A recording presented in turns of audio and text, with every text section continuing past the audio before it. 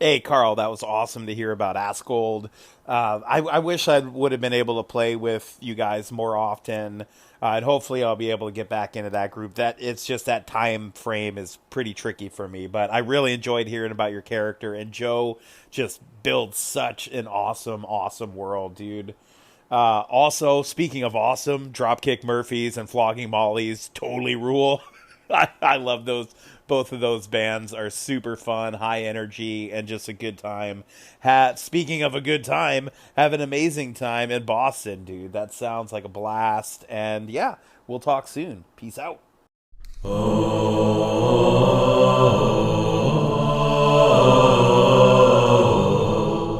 Carl Rodriguez is the GMologist, GM extraordinaire, the GMologist.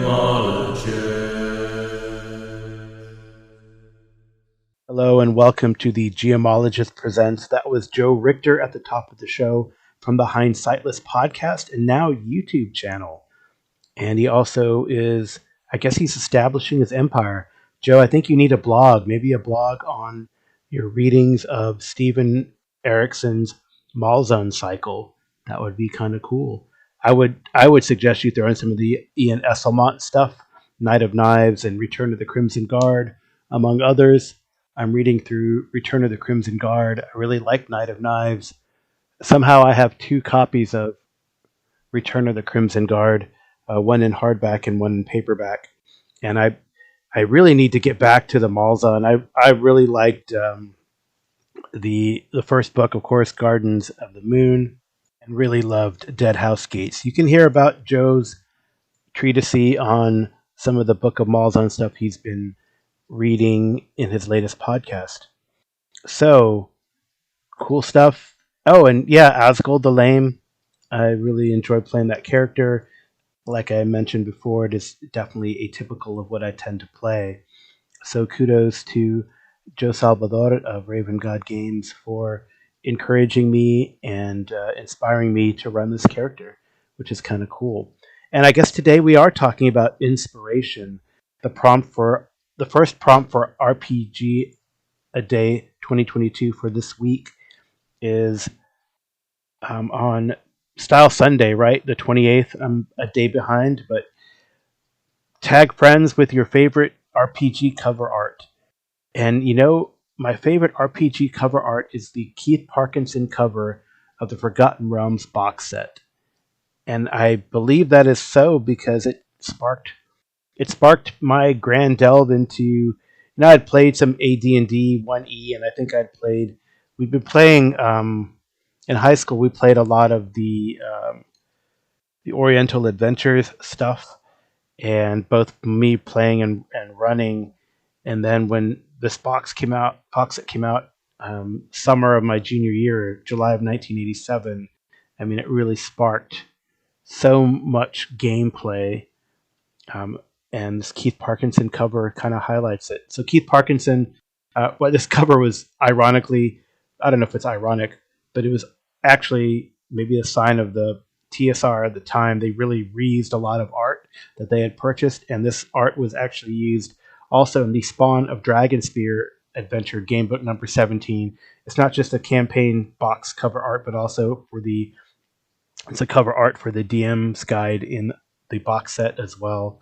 You probably know Keith Parkinson not just for the Forgotten Realms AD&D 1E box set cover, but also for the Temple of Elemental Evil cover that he did.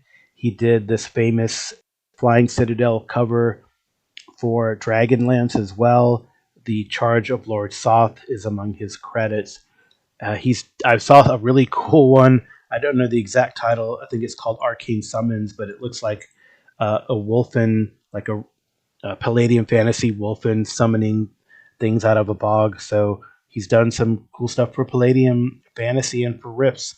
So he's definitely many accolades. Actually, I went to his website, and I might get like a t-shirt, although I don't like white t-shirts necessarily. But he does have there's one famous dragon or piece that he did that I saw on a dragon cover that's like this kind of, I guess it's a a rider on a dragon or a dragonling or some sort of reptile, looking over a icy landscape. I think it's called Watcher in the North or something like that. But it's also pretty cool, and I saw that you could get a T-shirt of it, so maybe I'll get a T-shirt of that. I don't know. I like that kind of stuff. It's really neat. But so why the Parkinson cover? It's not a lot of action on it. It's just a rider with a kind of look like a rider of Rohan, really, with a helmet with the top knot on it, or like horsehair on it, and a shield, and then a spear. The horse is sort of in half rearing stance as the watcher or this guard is looking out at you. It's because like this AD&D box set, right? It was, yeah, there were other box sets at the time, but this whole world and the work of Ed Greenwood and a lot of people will, whether you like the Forgotten Realms or not, it's kind of had its stay in D&D, right? And I enjoyed playing in the realms. I think from all along the Sword Coast, from Waterdeep to the north, evocative city names like Silvery Moon, and things like Icewind Dale. It sparked R.A. Salvatore's Dristoord saga. It was pretty neat. And then they had a lot. They really bought in. TSR did to the Forgotten Realms with all the books that came out. Right, they had the Moonshae trilogy, one of the first ones, Darkwell, etc. And they brought in all the lore in the books and sold it. And I bought it hook, line, and sinker. So I had a great set of campaigns. If I recall correctly, it's been a long time, right? 1988, 87, 88 was a long time ago. It was my senior year in high school. So, we started a campaign and played it. I think we basically based it in Waterdeep and the surrounding area, but eventually, because of what came out a little later, and this is kind of a cover art honorable mention, the Larry Elmore's cover for the Savage Frontier was also pretty cool, and we moved our campaign north into places like the High Moor and the High Forest and all the ruins there. And this campaign extended, actually. I went away for college, and most of the people that played and were in my campaign stayed here at home in San Antonio.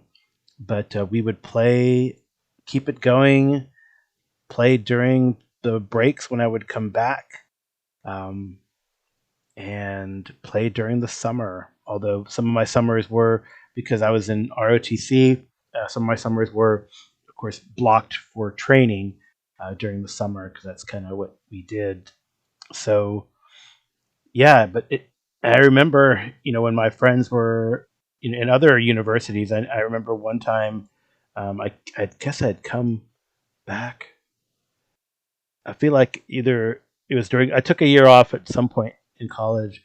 I think it was probably during my year off that my friends were still at UT Austin, and I remember going up there to run a game, and it was like, these were the games where it was like stuff happened, like we'd play all night, order pizza, type of thing. So the campaign lasted a while, and I ran a first edition D&D campaign in the realms. When second edition came out, I bought a lot of most of the stuff. We did do the sort of avatar transition, which was kind of cool. And I played like a really long 3.5 Forgotten Realms campaign where the characters made it to epic levels as well. So, and that one was based mainly, I mean, I don't know if you know Forgotten Realms geography, but near the Sea of Fallen Stars, Cormyr, Wilhelm Reach. Right? These names, like, they just roll off the tongue for me because I'm so invested in the Forgotten Realms, and I really would like to pick up another Forgotten Realms campaign. Probably second edition. I kind of like the feel of some of the products from second edition that I'd like to run, but I would not mind. There's some really amazing adventures and things that they have done. In third edition, especially. Like, I was actually reading through the third edition book, although the cover is kind of boring, but the third edition book is really dense and pretty amazing. actually. And I believe Forgotten Realms they've had a Forgotten Realms product in all 5 incarnations so far of D&D. So, there you go. It's lasted, and it's been like almost in a way, the flagship. Whereas it seems Greyhawk was the first. The Realms has been like the flagship for things since then. And yeah, we could debate that, but I mean, right? They're only through and indirectly, maybe indirectly, for example, they brought sort of Greyhawk back in with the Ghosts of Saltmarsh in 5e, but the Realms has always had a book, always a player's book and a GM's guide, and they did some weird things in 4th edition with it, with like the spell plague or something odd, and then I think they retconned that. But BJ Boyd, maybe you could let me know. I haven't really delved into the most recent way of things in the Realms, although I think Drist is still around after all that time. Well, he is a Drow elf after all, and maybe that's why people don't like it, and maybe that's why people have a trepidation about the Realms. You have famous NPCs like Elminster and Drist Do'Urden that have been written about in the literature and are in the pages of the books. Kelvin Blackstaff, if you mess up in Waterdeep, they're going to bring down the Grey Guard or whatever it's called there and throw you in the dungeons. The Masked Lords of Waterdeep are super powerful. I mean, even the owner of the Yawning Portal is a 20th level fighter, right? And I think that maybe turned a lot of people off towards the Realms. But I really feel that in your own realms, how often did you run into them? I know there was a few adventures. I know in the 2nd edition box set, there was an adventure where you met Elminster, like one of the first adventures. But generally speaking, you never run into them. And of course, then the comment is, well, if all this crap is happening in the realms, why can't Elminster or the Blackstaff come and wrap things up? Maybe because they're dealing with other things. I don't know, but that never bothered me. And we played the realms a lot, and I really enjoyed it. So, all right, let's get to the other prompts. That was pretty long-winded, but kind of cool walk for me down memory lane. Oh, one more thing I should mention. I still have the books. The boxes on a lot of these box sets for me have disintegrated just from moving back and forth. And I know I've lost stuff. Try to save and salvage what I can, but I still have, the Waterdeep stuff, the Ruins of Undermountain that came out back then. I still have my Savage Frontier book.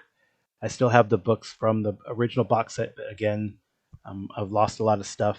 I think I still have all the material. It's just the box just disintegrated, and I put it in like a slipcase of some sort. And I need to go revisit them and try to fix that, I think. But I still got them, and I'll still probably use them soon. So yeah, I guess what I'm planning to do, for those of you listeners, I've been reading through the Night Below campaign by Carl Sargent, and it looks pretty cool. And it normally wasn't set in the Realms or Greyhawk or Mystara. There's some guide on what like deities you could sub in and out for the different places where deities are important in the campaign, but it's kind of in a way generic. And the map itself of the area on where this takes place is pretty small, and you can kind of fit it in. And I think I'm going to put it in the Forgotten Realms. So it'll be a 2nd edition campaign. Night Below is made for 2nd edition by the late Carl Sargent, like I mentioned, and he's also it's a good campaign. It's definitely a challenge, and if you know of Carl Sargent's other works, he did Power Behind the Throne and The Empire in Flames for the Enemy Within campaign. So for 1st edition, and his work has been carried forward into the latest edition of Warhammer Fantasy. So it's definitely a lot of intrigue, a lot of things that are different, very challenging and tough on players, and you got to use your wits, not just your stats. That's probably why I'm leaning more towards 2nd edition before all the skills and powers and spells and option bloat. So yeah, coming to recap near you?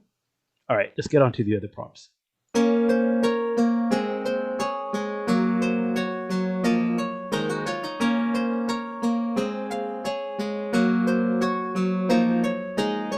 All right, the next prompt for actually today.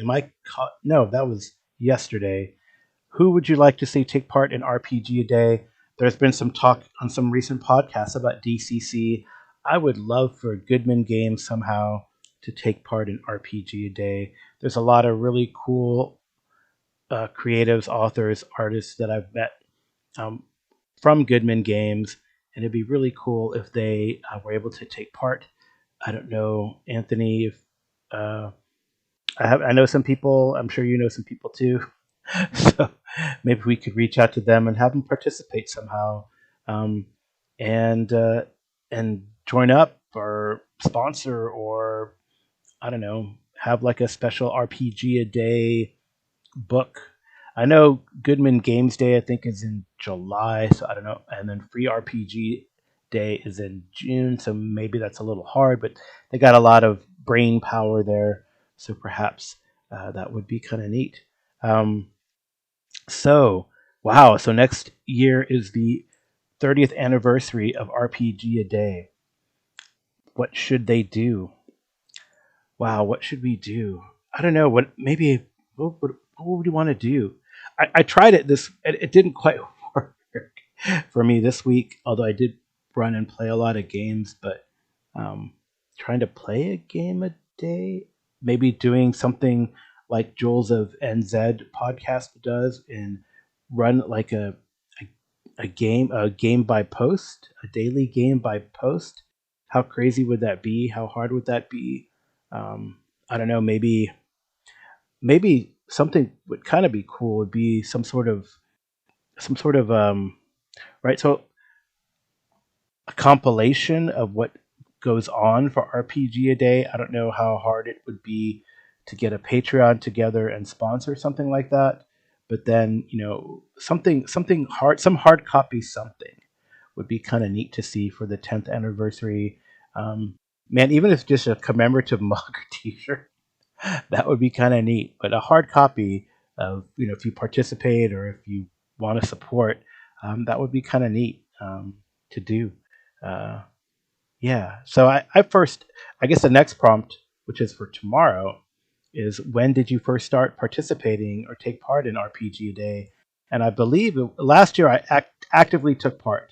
The year before, I was sort of following people who did the RPG Day thing, usually on the podcast. So I would say actively last year. This is my second year, and I didn't. Yeah, last year I did daily, but this year I just haven't had the time or brain bandwidth to do so. I think that's becoming, unfortunately, a catchphrase for not being able to get to things that you probably should do.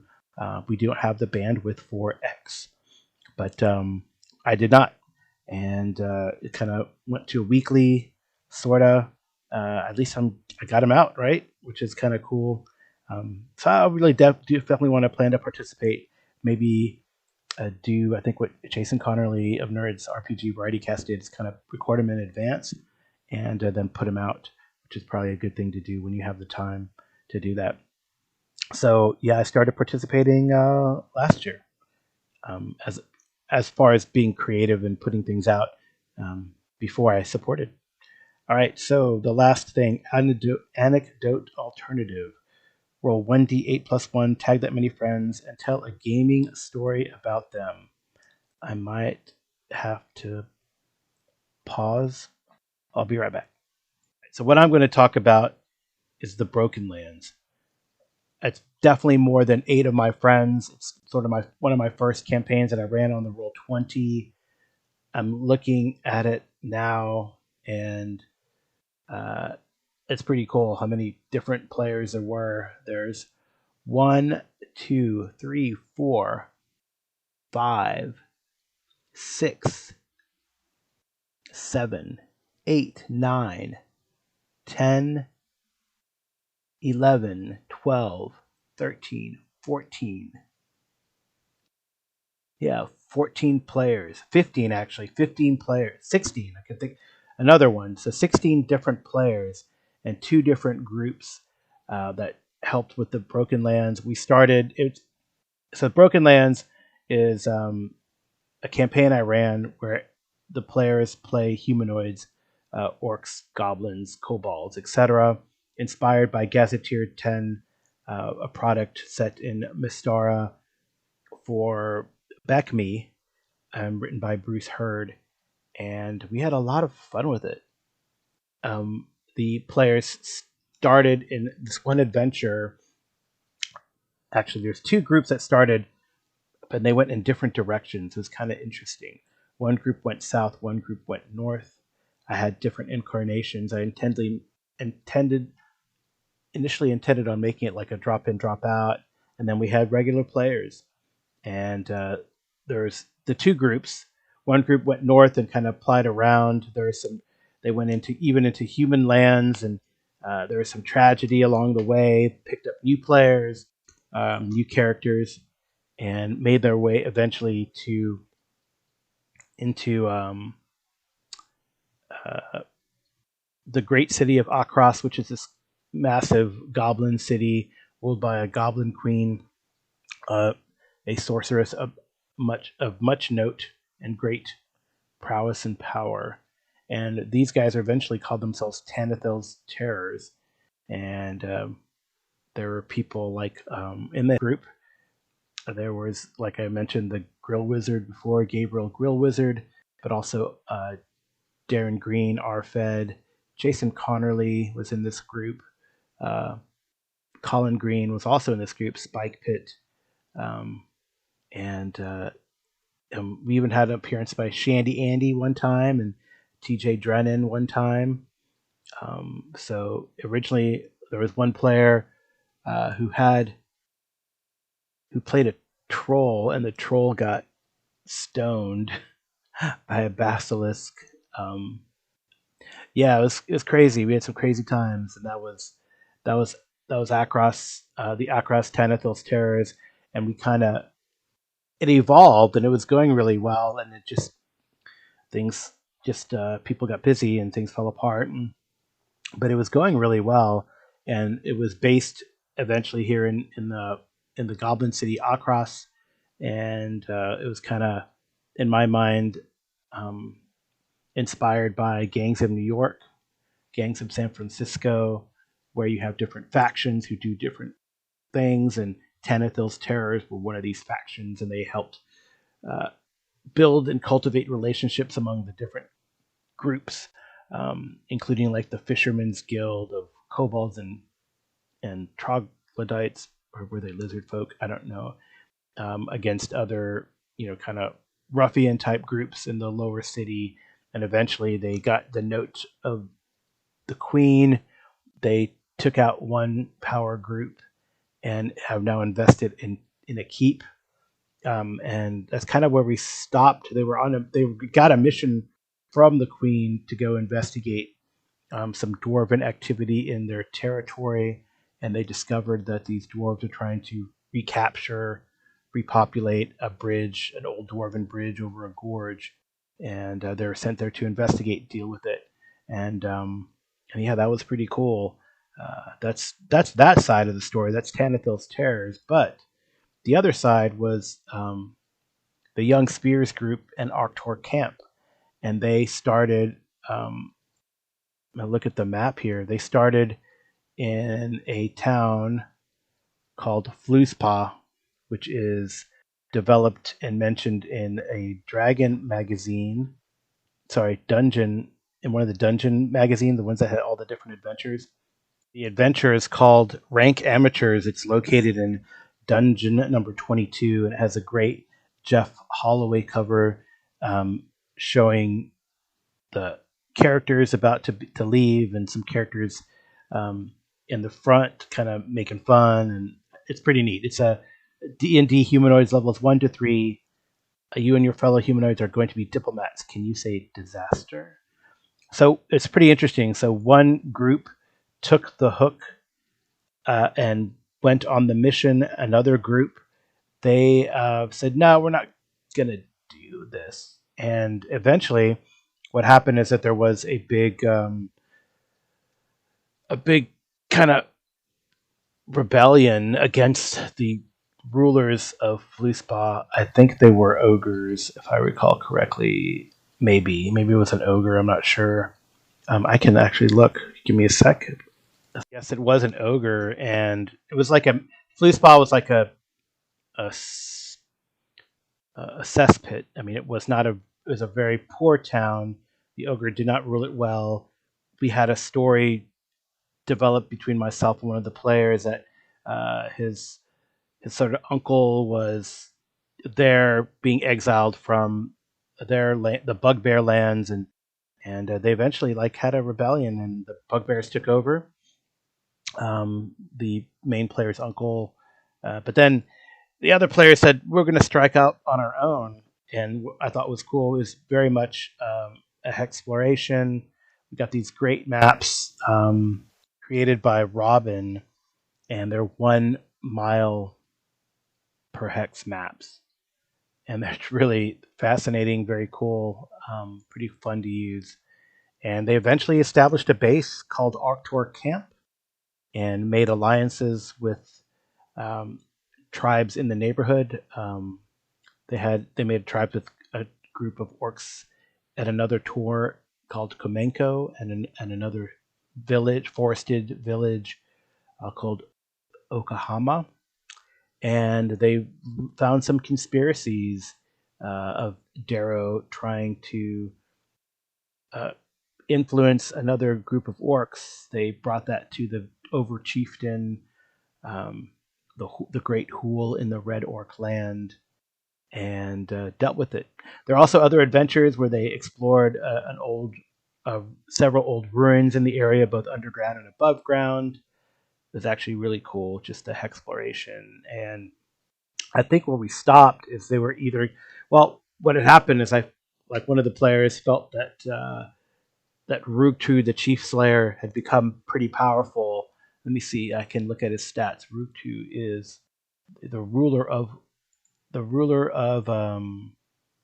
Arctor Camp. He is 5th level, actually, and that includes having been drained once by a creature, a wraith, I think, of some sort in one area, a snake tomb somewhere in the Red Orc land.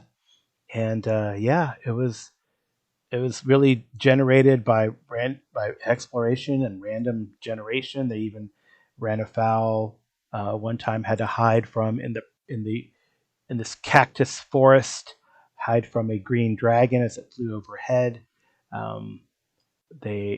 Some things I think they were going to do from the high level, the high level, looking down, is that he was going to either tackle this sort of area where mudmen kind of exploded from occasionally, and I knew what I was going to do there. And then there was also one of their allies further south was wanting trouble with some man scorpions, and there was something I was going to do there. But it's pretty neat how the map, as they've explored, and I gave XP for exploration and all that. And I was looking. They crossed the river. They went south. That was for the Arctor Camp, and then in the other group, and they're on 2 different maps. That was kind of neat too. There was like a Broken Lands East and a Broken Lands West, each at 1 mile per hex.